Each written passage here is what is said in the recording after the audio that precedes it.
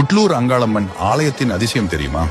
சென்னையிலிருந்து திருவள்ளூர் செல்லும் வழியில் புட்லூர் அங்காளம்மன் ஆலயம் அமைந்துள்ளது. ஒரு சமயம் சிவனும் பார்வதியும் புட்லூர் வனம் வழியாக நடந்து சென்று கொண்டிருந்தனர். நீண்ட தூரம் நடந்து களைப்படைந்ததால் வேப்ப மர நிழலில் கர்ப்பிணியாக இருந்த பார்வதி அமர்ந்தாள். தாகமாக இருப்பதால் தண்ணீர் வேண்டும் என்று கேட்டாள். உடனே சிவபெருமான் அருகில் இருந்த கூவம் நதியை தாண்டி சென்று புனித நீர் எடுத்து வந்தார். அந்த சமயத்தில் பலத்த மழை பெய்து கூவம் நதியில் வெள்ளம் பெருக்கெடுத்து ஓடியது. இதனால் சிவபெருமானால் நதியை கடந்து வர இயலவில்லை. எனவே வெள்ளம் குறையட்டும் என்று சிவன் காத்திருந்தார். இதற்கிடையே பசி தாகத்துடன் இருந்த பார்வதி அப்படியே தரையில் விழுந்து விட்டாள்.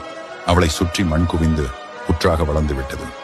இந்த நிலையில் அங்கு திரும்பி வந்த சிவபெருமான் புற்றுக்குள் பார்வதி அமர்ந்து விட்டதை அறிந்து அங்கேயே நின்று விட்டார். அதை பிரதிபலிக்கும் வகையில் புட்லூர் தலத்தில் சிவபெருமான் தாண்டவராயன் அம்சமாக சற்று கவலை தோய்ந்த முகத்துடன் இருப்பதை பார்க்கலாம். புட்லூர் தலத்தில் பரமேஸ்வரி அமர்ந்த புற்று தற்போதும் வளர்ந்தபடி உள்ளது.